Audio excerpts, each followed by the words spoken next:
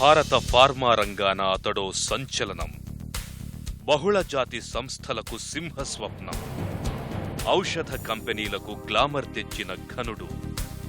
ప్రాణావసర మందులను పేదలకు అందుబాటులోకి తెచ్చిన పరిశోధకుడు. ఫార్మా పరిశోధనలో భారత్కు అంతర్జాతీయ గుర్తింపు తెచ్చిన పారిశ్రామికవేత్త. వందలాది ఫార్మాస్యూటికల్స్ కంపెనీలకు మార్గదర్శి. అతనే ఔషధ రంగ దిగ్గజం డాక్టర్ అంజిరెడ్డి.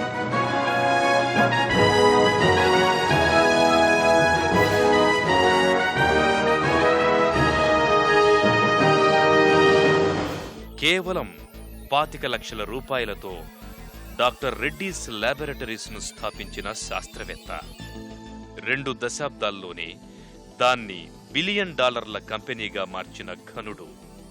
పరిశోధకునిగా అద్భుతాలు సృష్టించి ప్రపంచ ఫార్మా పరిశోధనా పటంలో భారత్కు ప్రముఖ స్థానం కల్పించిన మేధావి. ఎవరూ ఊహించని రీతిలో విజయాలు సొంతం చేసుకున్న ధీశాలి డాక్టర్ కళ్ళం అంజిరెడ్డి.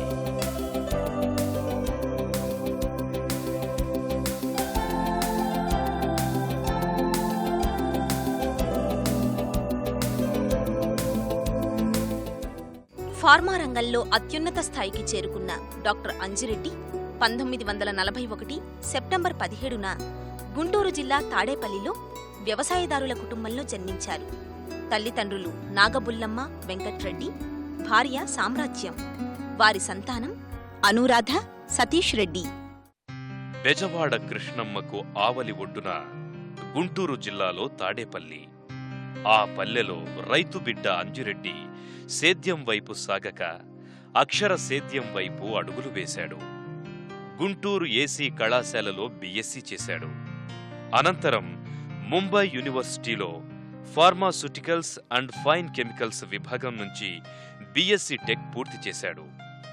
తరువాత పూణే పయనం.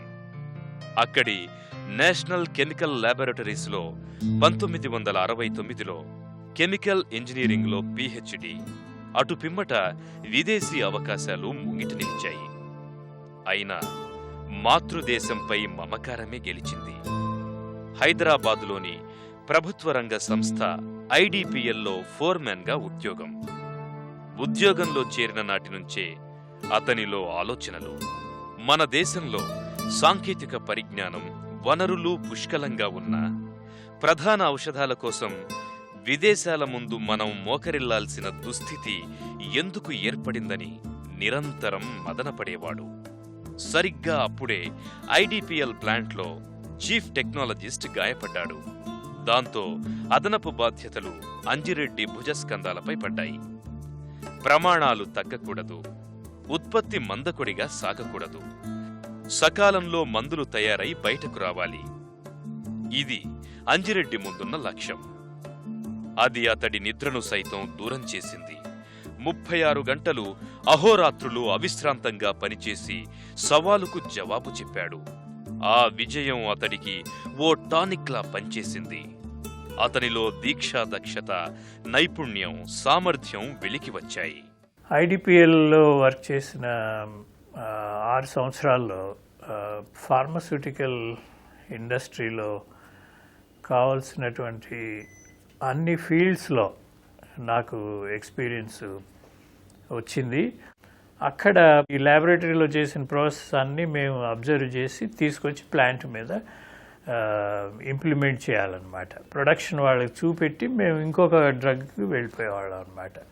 ఈ ఎక్స్పీరియన్స్ చాలా వాల్యుబుల్ ఎక్స్పీరియన్స్. ఆ తర్వాత నేను ఎంటర్‌ప్రెన్యూర్‌గా మారినప్పుడు చాలా హెల్ప్ అయిందనమాట. ఆ రోజుల్లోనే బెల్జియం దేశస్థుడు, రసాయన శాస్త్రవేత్త పాల్ గ్యాన్జెల్ ఔషధ పారిశ్రామికవేత్త అవతారమెత్తి అద్భుత విజయం సాధించిన వైనం అంజిరెడ్డికి గొప్ప స్ఫూర్తినిచ్చింది. $10,000 వెలసిన అతడి ఔషధ సామ్రాజ్యం, ఆ సక్సెస్ఫుల్ ఫార్ములా ఉత్తేజాన్ని నింపాయి. డాక్టర్ అంజిరెడ్డి భవిష్యత్ ప్రణాళికలకు మార్గం చూపాయి. ఫార్మాస్యూటికల్ పరిశ్రమ స్థాపించాలని, పరిశోధనలు చేపట్టాలని అతడి మనసు తహతహలాడింది. ప్రాణరక్షక ఔషధాలను చౌకగా ఉత్పత్తి చెయ్యాలని, ఈ దేశం మందుల రంగం స్వయం పోషకత్వం సాధించి దిగుమతుల దురవస్థ నుంచి బయటపడాలని ఆ హృదయం ఉవ్విళ్ళూరింది.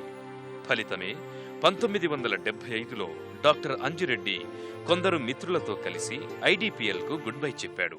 యాక్చువల్గా నాకు ఐడిపిఎల్లో వర్క్ చేసేటప్పుడు నార్వేలో పోస్ట్ డాక్టరల్ ఫెలోషిప్ వచ్చింది. అప్పటికే ఫార్మస్యూటికల్ ఇండస్ట్రీలో జాబ్ చేస్తూ మంచి ఎక్స్పీరియన్స్ గెయిన్ చేస్తూ ఉన్నందువల్ల నేనేమనుకున్నా అంటే పోస్ట్ డాక్టరేట్కి వెళ్ళి ఇంకేదో నాలెడ్జ్ గెయిన్ చేసుకుని వచ్చి ఆ ప్యూర్ అకాడమిక్ ఫీల్డ్లోకి వెళ్ళే కంటే మనమే ఈ డ్రగ్ మ్యానుఫ్యాక్చర్లో ఎక్స్పీరియన్స్ డెవలప్ చేసి మనం ఎందుకు ఈ ప్రోడక్ట్ డెవలప్మెంట్ కంపెనీగా ఫ్యూచర్లో స్టార్ట్ చేసి మనం ఎందుకు వర్క్ చేయకూడదు కంట్రీకి అని చెప్పి ఆలోచనతో నేను ఆ ఐడియాని విరమించుకున్నాను అన్నమాట. 1976లో యూనిలాయిడ్స్ పేరిట ఓ డ్రగ్స్ కంపెనీని స్థాపించాడు. అదే ఏడాది బల్క్ డ్రగ్స్ ఉత్పత్తిని చేపట్టారు. దేశంలో తొలిసారిగా యాంటీ బ్యాక్టీరియల్ మెట్రోనిడజోల్ మందు తయారు చేశాడు. 1980లో దేశంలోనే తొలిసారిగా ఆయన సల్ఫర్ మెటాక్సజోల్ రూపొందించారు.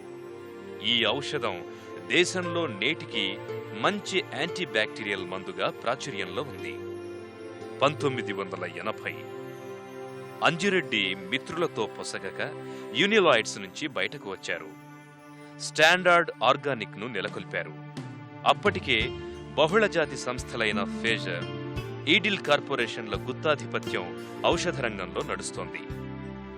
ప్రాణావసర ఔషధాలు, ఆఖరికి విటమిన్ మాత్రలు సైతం సామాన్యులకి అందుబాటులో ఉండేవి కావు. సరికొత్త ఆవిష్కరణలతో ఈ దుస్థితిని తొలగించాలని, ఎగుమతులతో విదేశీ మార్కెట్లో పాగా వేయాలని అంజిరెడ్డి తలంచారు. తన ఆలోచనలకు ఓ రూపునివ్వడానికి, తన కలలు నిజం చేసుకోవడానికి స్వయంగా ఓ డ్రగ్ కంపెనీని నెలకొల్పాలని భావించాడు. ఫలితంగా 1984 ఫిబ్రవరిలో డాక్టర్ రెడ్డీస్ ల్యాబొరేటరీ హైదరాబాదులో ఆవిర్భవించింది. 1985లో ఉత్పత్తిని సైతం ఆరంభించింది. అప్పటికి విబుప్రొఫెన్ మాత్రల తయారీపై అమెరికాకు చెందిన బూట్స్ కంపెనీ పేటెంట్స్ కాలపరిమితి ముగిసింది. అనేక కంపెనీలు ఇదే అవకాశంగా నకిలీల తయారీకి నడుం బిగించాయి. కానీ డాక్టర్ అంజిరెడ్డి అలాంటి చౌకబారు ఎత్తుగడలకు పాల్పడలేదు. బూట్స్ కంపెనీ ఫార్ములాకు దీటైన మాత్రల్ని రూపొందించారు. ధరను గణనీయంగా తగ్గించారు. ఏకంగా అమెరికాకే ఎగుమతి చేశారు.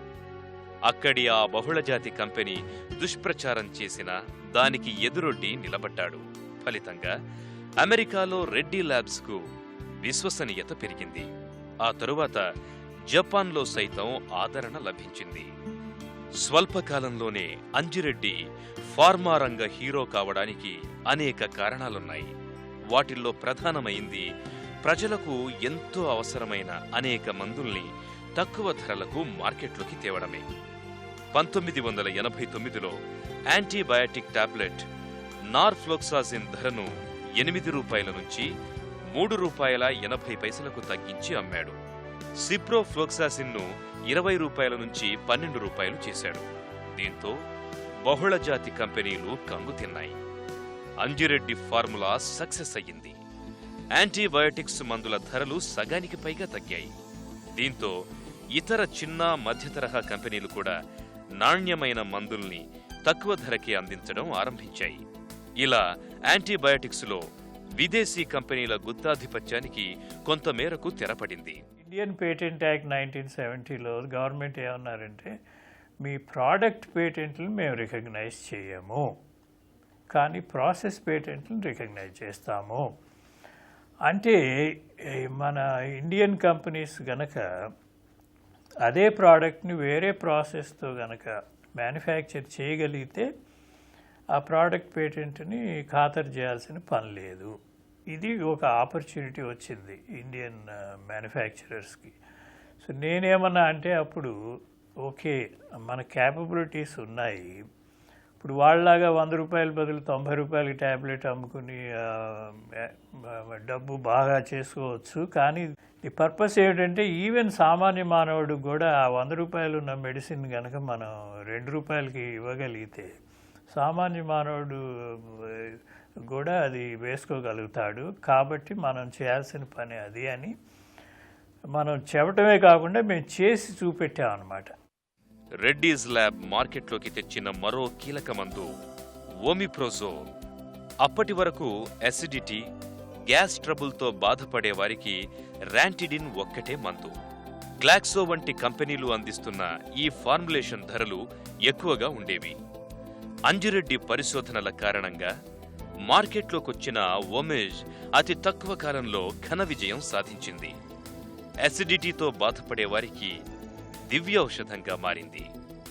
అంతేకాదు, గుండె సంబంధిత జబ్బులకు స్టామ్లో బీటా మందుల్ని రూపొందించి మరో సంచలనానికి కూడా తెరతీశాడు. 1990 డాక్టర్ రెడ్డీస్ చరిత్రలో సువర్ణాక్షరాలతో లిఖించదగ్గ రోజు. తొలిసారిగా భారతదేశం నుంచి యూరప్, దూరప్రాచ్య దేశాలకు నార్ఫ్లోక్సాసిన్, సిప్రోఫ్లోక్సాసిన్ మందులను ఎగుమతి చేసి తన సత్తా ఏమిటో డాక్టర్ రెడ్డీస్ ల్యాబ్స్ దేశీయ కంపెనీలకు చాటి చెప్పింది. ఆ వెంటనే రష్యాకు ఫార్ములేషన్స్ను ఎగుమతి చేసి తను కేవలం ముడి పదార్థాలను తయారు చేసే కంపెనీ అన్న ముద్రను చెరిపేసుకుంది. ఒక స్టేజ్లో ఒక డ్రగ్ వల్ల సక్సెస్ఫుల్ అయితే అక్కడితో ఆగలేదన్నమాట. అక్కడితో ఊరుకోకుండా నెక్స్ట్ స్టేజ్కి వెళ్ళామన్నమాట. 1985లో స్టార్ట్ చేసినప్పుడు మేము ప్యూర్గా బల్క్ డ్రగ్ కంపెనీ అన్నమాట. ఆ బల్క్ డ్రగ్ కంపెనీ నుంచి గ్రాడ్యువల్గా ఫార్ములేషన్స్ కంపెనీగా కూడా మేము డాక్టర్స్ దగ్గర చాలా మంచి ఒపీనియన్ పొందగలిగి అఫోర్డబుల్ మెడిసిన్ తీసుకొస్తారు వీళ్ళు అన్నట్టు అటువంటి ఒక ఒపీనియన్ వాళ్ళు డాక్టర్స్ ఫార్మ్ అవటం వల్ల ఫార్ములేషన్స్లో కూడా పైకి రాగలిగాను. 1993లో డాక్టర్ రెడ్డీస్ రీసెర్చ్ ఫౌండేషన్ను నెలకొల్పి పరిశోధనలకు శ్రీకారం చుట్టిన అంజిరెడ్డి అది చాలా ఖరీదైన వ్యవహారంగా గుర్తించారు. దాంతో నిధుల కోసం అంతర్జాతీయ మార్కెట్ను ఆశ్రయించారు. 1994లో దాదాపు $5 కోట్ల అంటే 225 కోట్ల రూపాయలను కంపెనీ విదేశీ ఇన్వెస్టర్ల నుంచి సమీకరించింది. అంతర్జాతీయ మార్కెట్లో మరింతగా రాణించాలంటే గ్రూప్ పెరగాల్సిన అవసరాన్ని గుర్తించారు. గ్రూప్ సంస్థ అయిన కెమినార్ డ్రగ్స్ను 2000 సంవత్సరంలో విలీనం చేసుకున్నారు.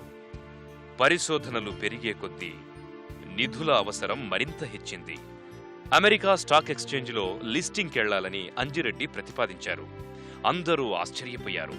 ఎందుకంటే అప్పటి వరకు అమెరికా మార్కెట్లో జపాన్ ఫార్మా కంపెనీలు తప్ప మరే ఆసియా కంపెనీ లిస్ట్ అవ్వలేదు. అదో పెద్ద సాహసమే. అంజిరెడ్డి అనుకున్నది సాధించారు. 2001లో న్యూయార్క్ స్టాక్ ఎక్స్చేంజ్లో రెడ్డీస్ ల్యాబ్ లిస్ట్ అయ్యింది. భారత ఫార్మా కీర్తిని అమెరికా మార్కెట్ అంతా వ్యాపింపచేసింది.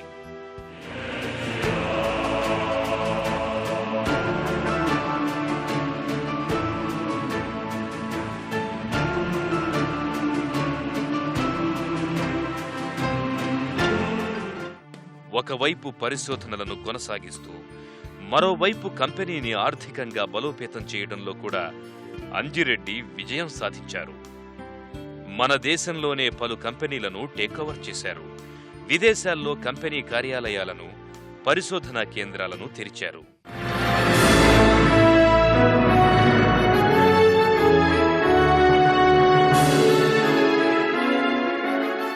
డాక్టర్ రెడ్డి గారికి మేజర్గా కొత్త మెడిసిన్స్, కొత్త సొల్యూషన్స్ వ్యాధులకి మార్కెట్లో తీసుకురావటం అనేది ఆయన మెయిన్ ధ్యేయం.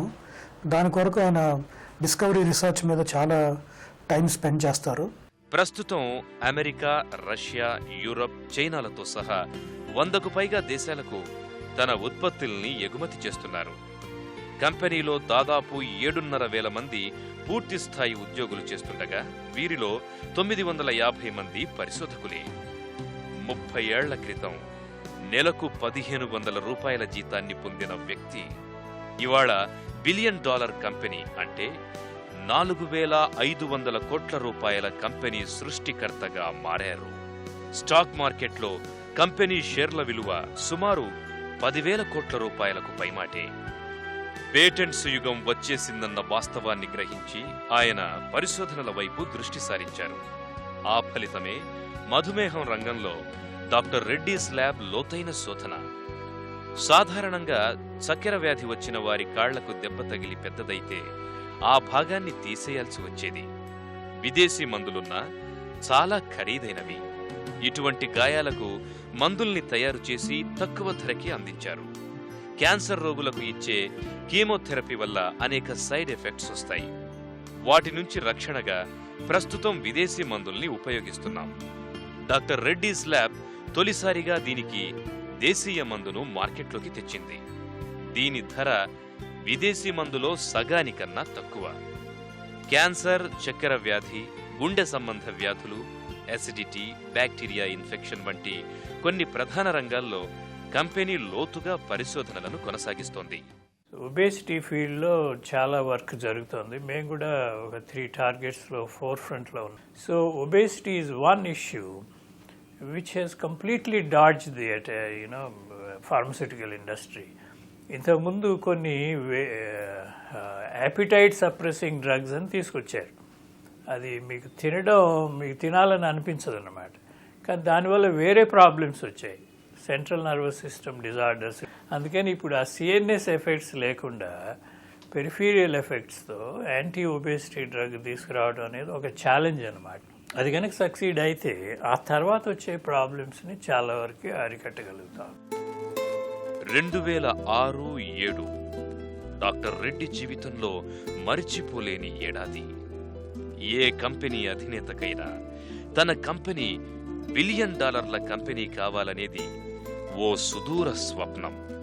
గత ఏడాది 50 కోట్ల డాలర్ల కంపెనీగా ఉన్న రెడ్డీస్ ల్యాబ్ ఏడాది తిరగకుండానే బిలియన్ డాలర్ కంపెనీగా అవతరించింది. దీనికి కారణం డాక్టర్ అంజిరెడ్డి సాహసం, దూరదృష్టి. ప్రైవేట్ రంగంలో ఇప్పటి వరకు ఏ కంపెనీ కూడా పెట్టని స్థాయిలో ఏకంగా 57 కోట్ల డాలర్లను అంటే 2,565 కోట్ల రూపాయలు వెచ్చించి జర్మనీకి చెందిన బెటా ఫార్మా కంపెనీని కొనుగోలు చేశారు. ఈ ఏడాది డాక్టర్ రెడ్డీస్ ల్యాబ్ మరో 20 కోట్ల డాలర్ల టర్నోవర్ను అదనంగా సాధిస్తోందని మార్కెట్ అంచనా. వెరసి 100 కోట్ల డాలర్ల కంపెనీగా మారడానికి తనకు 22 ఏళ్లు పట్టిందని, మరో 50 కోట్ల టర్నోవర్ సాధించేందుకు కేవలం ఏడాది పట్టడం తమ కంపెనీకి ఉన్న బలమని అంజిరెడ్డి పేర్కొంటారు. 2 దశాబ్దాలు పైబడ్డ రెడ్డీ ల్యాబ్స్ ప్రస్థానంలో మైలురాళ్లు, మజిలీలు. 1984లో కేవలం 25 లక్షల పెట్టుబడితో రెడ్డీ ల్యాబ్స్ ప్రారంభమయ్యింది. మిథైల్ డోపా ఎగుమతితో రెడ్డీ ల్యాబ్స్ 1986లో అంతర్జాతీయ మార్కెట్లోకి అడుగుపెట్టింది. తమ మార్కెట్ను విస్తరించే క్రమంలో 1988లో బెంజెక్స్ ల్యాబొరేటరీస్ను కొనుగోలు చేసింది. 1990లో యూరప్, ఆసియా ఖండాల్లోని అనేక దేశాలకు నోరోఫ్లాక్సిసిన్, సిప్రోఫ్లాక్సిసిన్ మందుల ఎగుమతితో ఈ ఘనత సాధించిన మొట్టమొదటి భారతీయ కంపెనీగా రెడ్డీ ల్యాబ్స్ చరిత్ర సృష్టించింది. 1993లో పూర్తిస్థాయిలో పరిశోధనా రంగంలోకి అడుగుపెట్టడానికి రెడ్డీ ల్యాబ్స్ రీసెర్చ్ ఫౌండేషన్ను ఏర్పాటు చేసింది. 1995లో రష్యాలోని ఫార్మాస్యూటికల్స్ కంపెనీలతో సంయుక్త ఒప్పందాలు చేసుకుంది. 1997లో బలగ్లెటజోన్ మాలిక్యూల్ అభివృద్ధి కోసం నోవా నోర్డిక్స్ కంపెనీతో ఒప్పందానికి లైసెన్స్ సంపాదించుకుంది. 2000 సంవత్సరంలో రెడ్డీ ల్యాబ్స్ అమెరికాలోని అట్లాంటాలో ప్రత్యేక ఔషధాల అభివృద్ధికి డ్రగ్ డిస్కవరీ కేంద్రాన్ని ఏర్పాటు చేసింది. 2001లో అమెరికన్ మార్కెట్లో జెనరిక్ డ్రగ్ అమ్మకం కోసం 180 రోజుల పాటు ప్రత్యేకమైన హక్కులు సంపాదించి ఖ్యాతి గడించింది. 2003లో ఓటీసీ డ్రగ్స్ అభివృద్ధి విక్రయాలకు గాను అమెరికాలోని లీనియర్ హెల్త్ ప్రాడక్ట్తో 15 ఏళ్ల ఒప్పందం కుదుర్చుకుంది. 2006లో జర్మనీలోని అతిపెద్ద ఫార్మా కంపెనీలలో ఒకటైన బీటాఫామ్ను కొనుగోలు చేయడంతో రెడ్డీ ల్యాబ్స్ ఫార్మాస్యూటికల్స్ రంగంలో సరికొత్త చరిత్ర సృష్టించింది. మధుమేహ వ్యాధికి సంబంధించి ఈ సంస్థ చేసిన కొన్ని ప్రయోగాలు అంతగా సత్ఫలితాలివ్వలేదు. అంత మాత్రాన డాక్టర్ రెడ్డీస్ ల్యాబ్ నిరుత్సాహపడలేదు. పరిశోధనలు సాగిస్తూనే ఉంది. ప్రపంచవ్యాప్తంగా ఇవాళ అతిపెద్ద కంపెనీలు ప్రతి ఏడాది 1,50,000 కోట్ల రూపాయలు కేవలం పరిశోధన కోసం వెచ్చిస్తున్నాయి. ఒక కొత్త మందును కనిపెట్టడానికి కనీసం 3,500,000 కోట్లు ఖర్చవుతుందని అంచనా. భారత కంపెనీలు ఇంత భారీ మొత్తాన్ని భరించలేవు. అలాగని పరిశోధనలను విస్మరించలేవు.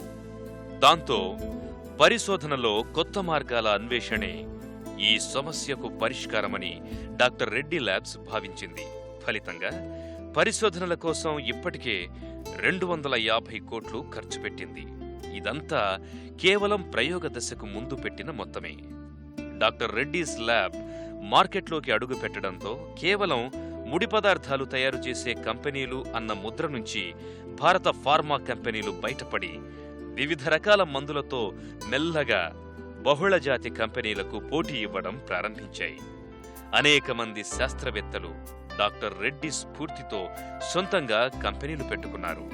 స్వల్పకాలంలోనే హైదరాబాద్కు ఫార్మా కంపెనీల రాజధానిగా పేరొచ్చింది. 10-15 సంవత్సరాలు ఏం జరిగిందంటే యూనివర్సిటీస్లో కానీ సైన్స్ ఇన్స్టిట్యూట్స్లో కానీ ఏ సైంటిఫిక్ సబ్జెక్ట్ చదివినా ఇంజనీరింగ్ చదివినా అందరూ పోయి ఐటీ ఇండస్ట్రీలో జాయిన్ అవ్వడం మొదలుపెట్టారు. దానివల్ల చాలా ఇండస్ట్రీస్ వాళ్ళకి కావాల్సినటువంటి మ్యాన్ పవర్ లేకుండా అయిపోయిందనమాట. ఈ ఫార్మస్యూటికల్ ఇండస్ట్రీలో ఉన్న గొప్పతనం ఏమిటంటే ఐటీ ఇండస్ట్రీలో ఎంత ఎర్న్ చేయగలుగుతారో ఇక్కడ కూడా అంతే ఆపర్చునిటీ ఉంది సైంటిస్ట్కి. ఫర్ ఎగ్జాంపుల్ నేను డిస్కవరీ వర్క్ స్టార్ట్ చేసినప్పుడు 13 years అయింది. అప్పుడు కనుక నెలకి 20,000 శాలరీ డ్రా చేసేవాళ్ళు ఇవాళ ₹1,00,000 శాలరీ డ్రా చేస్తున్నారు. ఒక్క medicine it can change the way people live in future. I want to tell the young students, why don't you be part of this revolution, part of this kind of egnum which is going on, which ultimately will make people healthier, live longer and lead a better quality of life. పరిశోధనలు టర్నోవర్ల గురించి శ్రమిస్తోన్న doctor Reddy జీవితంలో ఒక సాధారణ investor కొత్త మలుపుకు తలుపులు తెరిచాడు. Company వార్షిక సమావేశం జరుగుతుండగా మనం భారీ లాభాలు సాధిస్తున్నాం, ఏ ప్రజల ఆదరణతో ఇంతగా అభివృద్ధి చెందామో వారికి మనం ఏమైనా చెయ్యొద్దా అని ఒక ఇన్వెస్టర్ ప్రశ్నించాడు. ఆ ప్రశ్న ఆయనను ఎంతో కదిలించింది. ఆ ఆలోచనలకు ప్రతిరూపమే డాక్టర్ రెడ్డీస్ ఫౌండేషన్. సామాజిక కార్యక్రమాలే ప్రధాన ఉద్దేశ్యంగా ఈ సంస్థను ప్రారంభించారు. మానవ వనరులు, సామాజిక అభివృద్ధి లక్ష్యంగా ఏర్పడిన ఈ ఫౌండేషన్ నేతృత్వంలో అనేక సామాజిక కార్యక్రమాలను చేపట్టారు. డాక్టర్ రెడ్డీస్ ఫౌండేషన్ స్థాపించి దాదాపు 10 సంవత్సరాలు పూర్తవస్తుంది. దానికి ప్రేరణ డాక్టర్ అంజిరెడ్డి గారే. తను పల్లెటూరులో చదువుకొని పైకి వచ్చి పేరు సంపాదించుకున్నారు. తనకి ఆ అవకాశము లభించింది. అలాగే చాలామందికి ఆ అవకాశం లభించని వాళ్ళకి కూడా ఏమైనా చేయాలనే ఉద్దేశంతో ఈ రెడ్డీస్ ఫౌండేషన్ స్థాపించారు. నిరుపేద యువతీ యువకులకు, స్కూల్ డ్రాప్ అవుట్స్కి, నిరుద్యోగులకు ఏదైనా ఉపాధి కలిగించాలనే ఉద్దేశంతో స్థాపించబడింది. అంజిరెడ్డికి ఎంతో పేరు తెచ్చిన మరో సామాజిక సంస్థ నాంది ఫౌండేషన్. అనేక పథకాలను ఈ సంస్థ దిగ్విజయంగా నడుపుతోంది. వేల మంది విద్యార్థులకు మధ్యాహ్న భోజనాన్ని అందిస్తున్న ఈ నాంది ఫౌండేషన్ మరెన్నో కార్యక్రమాలను చేపడుతోంది. వృత్తి విద్యల్లో వేలాది మందికి శిక్షణ ఇస్తోంది. వారికి ఉపాధి అవకాశాలు అందిస్తోంది. 97లో మనం 50 years ఇండియాస్ ఇండిపెండెన్స్ సెలబ్రేట్ చేసుకుంటున్నప్పుడు ఒక న్యూస్ వీక్ ఆర్టికల్లో ఏం రాశారంటే కొన్ని parts of India are worse than sub Saharan Africa. I was very angry why we're drifting into this direction. So అందుకని అప్పుడు అనిపించింది నాకు మన సొసైటీకి కూడా ఏదో ఒకటి చేయాలి. అక్కడి నుంచి ఫౌండేషన్ స్టార్ట్ చేసాము. ఆ తర్వాత నాంది స్టార్ట్ చేసాము అనుకోండి. ల్యాబ్స్ ప్రోగ్రామ్ అని ఒకటి స్టార్ట్ చేసాము, లైవ్లీహుడ్ అడ్వాన్స్మెంట్ బిజినెస్ స్కూల్ అని చెప్పి. ఇప్పటికే ఒక 65,000 మందికి మేము ఎంప్లాయ్మెంట్ చూపించగలిగాము. 2010 కల్లా ఒక 1 మిలియన్ జాబ్స్, సస్టైనబుల్ జాబ్స్ మేము ఈ ల్యాబ్స్ ప్రోగ్రామ్ ద్వారా ఇవ్వగలుగుతామని అనుకుంటున్నాం. అటు పారిశ్రామిక రంగంలోనూ ఇటు సామాజిక రంగంలోనూ తనకంటూ ఓ ప్రత్యేక స్థానం ఏర్పరచుకున్న డాక్టర్ అంజిరెడ్డికి అనేక అవార్డులొచ్చాయి. పారిశ్రామిక, సామాజిక రంగాల్లో డాక్టర్ అంజిరెడ్డి విశిష్ట కృషికి గుర్తింపుగా అనేక సత్కారాలు వరించాయి. కంపెనీ ప్రారంభించిన తొలి ఏడాది 1984లో, 1992లోనూ ఆయనకు పీసీరే అవార్డు లభించింది. ఫార్మాస్యూటికల్ రంగంలో పరిశోధనకు గాను federation of Asian pharmaceutical association FAPA Ishidate అవార్డును అందించింది. పరిశోధనా ఫలాలను సామాన్య ప్రజలకు అందుబాటులోకి తెచ్చినందుకు గాను డాక్టర్ అంజిరెడ్డిని కెమ్టెక్ ఫౌండేషన్ 2000 సంవత్సరంలో అచీవర్ ఆఫ్ ద ఇయర్ అవార్డుతో సత్కరించింది. పారిశ్రామిక, సామాజిక రంగాల్లో ఆయన అందించిన సేవలకు గాను ఇండియా టుడే పత్రిక businessman of the year అవార్డుతో సత్కరించింది. అదే ఏడాది భారత ప్రభుత్వం 2001లో పద్మశ్రీతో గౌరవించింది. 2005లో కెమ్టెక్ ఫౌండేషన్ డాక్టర్ అంజిరెడ్డిని హాల్ ఆఫ్ ఫేమ్ అవార్డుతో సన్మానించింది. డాక్టర్ అంజిరెడ్డి ప్రధానంగా అంతర్ముఖుడు.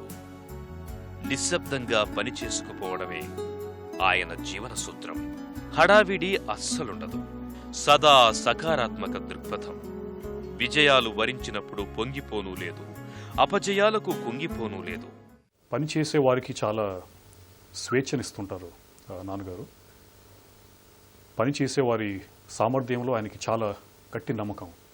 ఇబ్బందులో ఉన్న వాళ్ళందరికీ ఏదో ఒక చేయూత ఇవ్వాలని చాలా ప్రయత్నాలు చేస్తుంటారు ఆయన.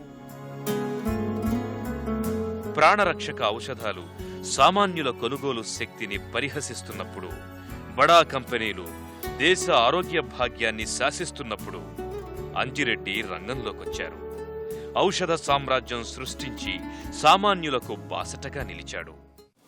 మన ఫస్ట్ ఎయిమ్ ఏమిటంటే కాస్ట్లీ డ్రగ్స్, వేరే దేశాల్లో ఉన్నటువంటి important front line basic drugs మన పీపుల్కి ఎఫోర్డబుల్ ప్రైసెస్ తీసుకురావటం.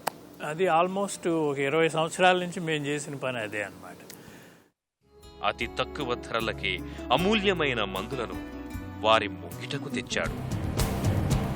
సవాళ్లకు వెరవక, సంక్షోభాలకు జడవక, క్రమశిక్షణ కలిగిన తన కార్యనిర్వాహక బృందం సాయంతో విజయయాత్ర సాగిస్తున్నాడు. ఔషధ సామ్రాజ్యాన్ని విశ్వమంతా విస్తరింపచేస్తున్నాడు.